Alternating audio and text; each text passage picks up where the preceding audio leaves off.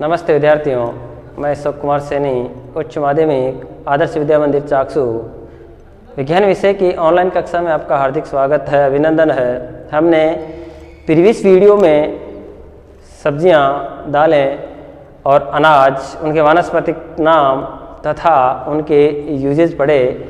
आज हम पढ़ने वाले हैं इमारती काष्ठ, इनके उपयोग।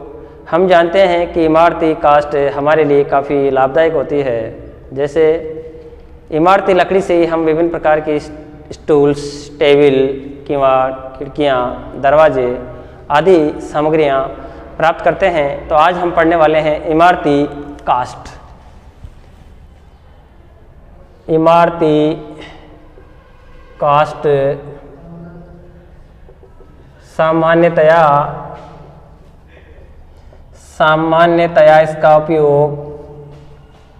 सामान्यतया इसका उपयोग दैनिक जीवन में विभिन्न प्रकार की आवश्यक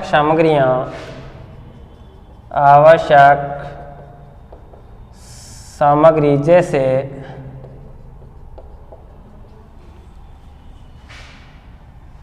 दरवाजे, खिड़कियाँ, स्टूल्स, टेबल, कुर्सियाँ आदि इमारती काष्ठ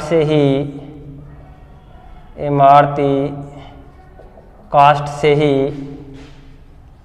प्राप्त करते हैं। विभिन्न प्रकार की इमारती विभिन्न प्रकार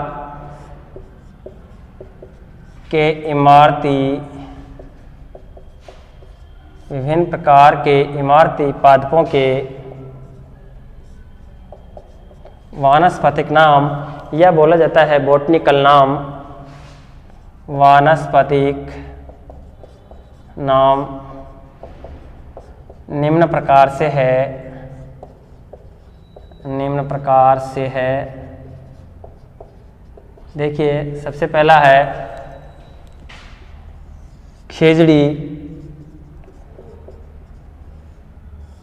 समी वृक्ष। राजस्थान में इसकी पूजा की जाती है दशहरे के अवसर पर।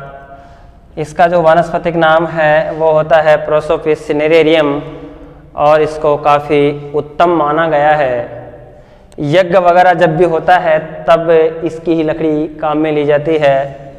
तो इसका वानस्पतिक जो नाम होगा वो होगा प्रोसोपिस सिनेरेरियम।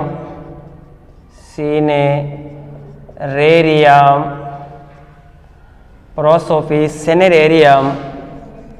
दूसरा जो वानस्पतिक नाम है पादप, उसका है शीशम। इसका जो वानस्पतिक नाम है वो होता है डलबर्जिया शीशम या शीशो भी बोल दिया जाता है। थर्ड जो होगा पादप, वो पादप है सागवान।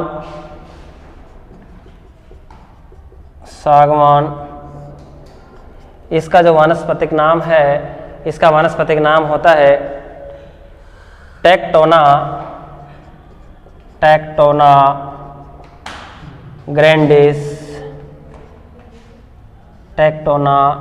ग्रैंडिस होता है। इसके बाद में फोर्थ नंबर पे है आपका रोहिड़ा।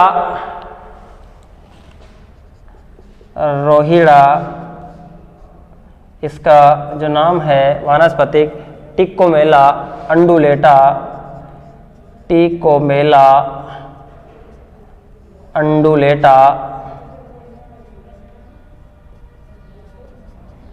इनका वानस्पतिक नाम टिकोमेला अंडुलेटा। इसके बाद में जो आता है साल। साल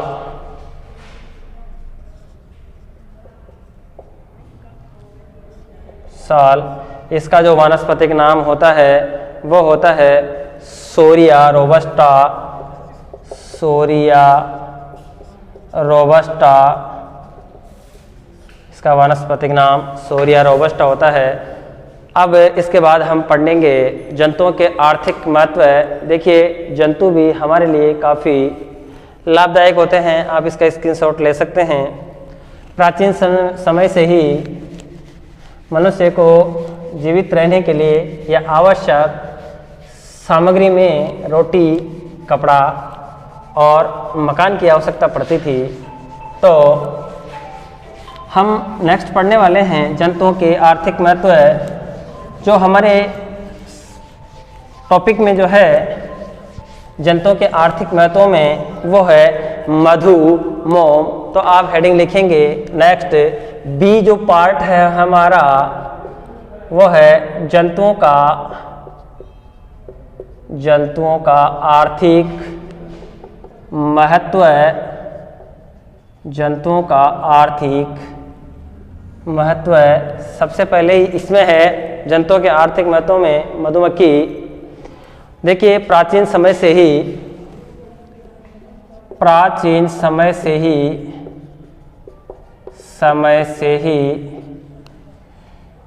जंतुओं को मानव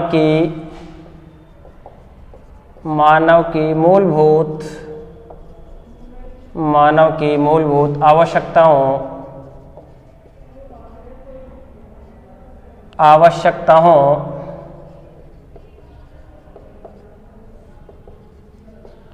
की पूर्ति करने के लिए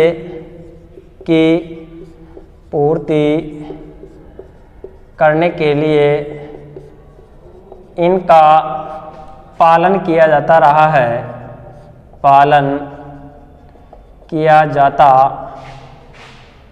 है। जैसे देख सकते हैं हम मधुमक्खी पालन,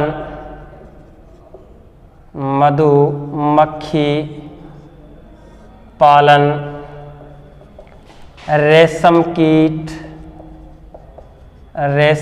कीट पालन। इसके बाद में रेशम कीट पालन,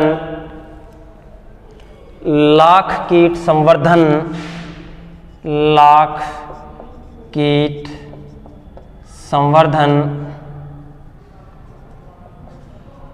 आदि हो सकते हैं। इनका पालन हम दैनिक जीवन में मनुष्य की मूलभूत आवश्यकताओं की पूर्ति करने के लिए करते हैं। सबसे पहले पढ़ते हैं हम मधुमक्खी पालन। देखिए मधुमक्खी पालन, वैसे तो मधुमक्खी पालन के लिए प्राकृतिक रूप से विभिन्न प्रकार के मोटे मोटे छत्ते होते हैं। उनमें मधुमक्खियाँ होती है जिसमें श्रमिक होता है, राजा होता है, रानी होती है। जो राजा होता है वो ओनली प्रजनन का कार्य करता है, रानी जो होती है वो घर की देखभाल का कार्य करती है, और जो श्रमिक होता है वो इन दोनों को क्या करता है, भोजन प्रदान करने का कार्य करता है। तो देखिए सबसे पहले है मधुमक्खी पालन।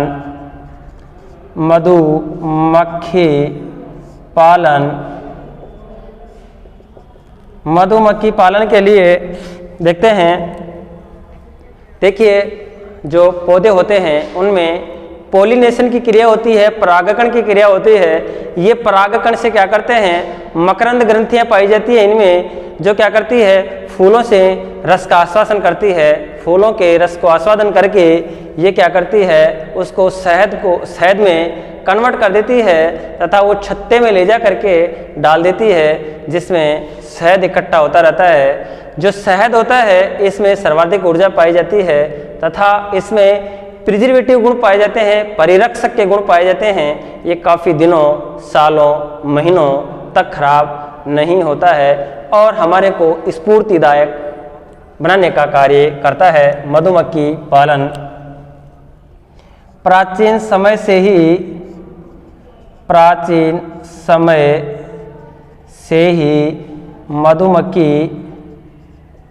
मधुमक्खी पालन दो तरह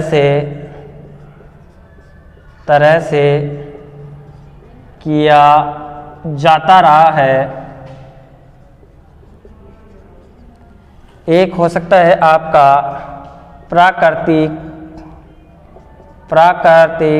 मधुमक्खी पालन, और सेकंड हो सकता है कृत्रिम विधियों। प्राकृतिक में तो क्या होता है, प्राकृतिक में राजा रानी, थर्ड नंबर पे हो सकता है श्रमिक। इन तीनों के अलग अलग कार्य हैं तथा बड़े बड़े छत्तों में ये मधुमक्खियाँ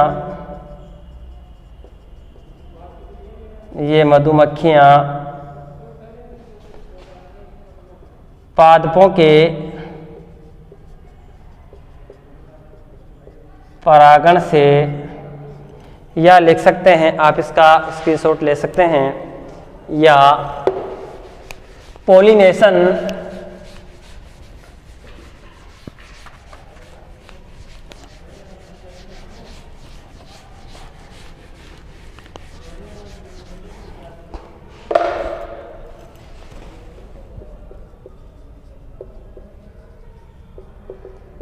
पॉलिनेशन की क्रिया द्वारा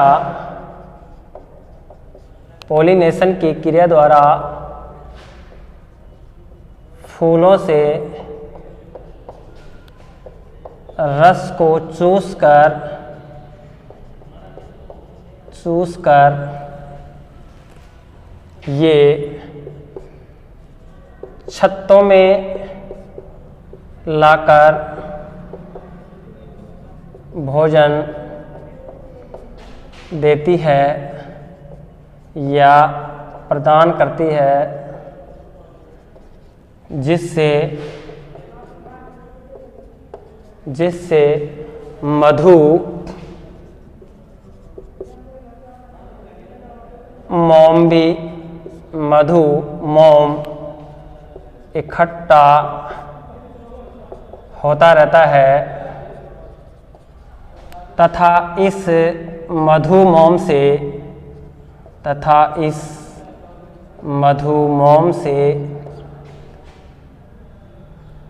मोम को तथा शहद को अलग कर लिया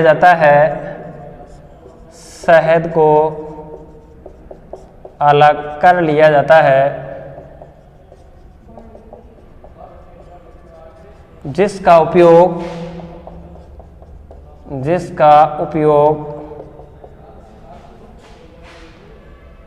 ऊर्जा प्राप्ति के लिए भोज्य पदार्थ के रूप में किया जाता है तथा जो मोम बचता है, मोम का उपयोग सौंदर्य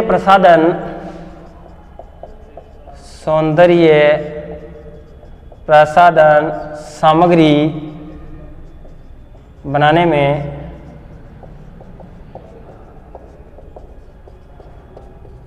करते हैं।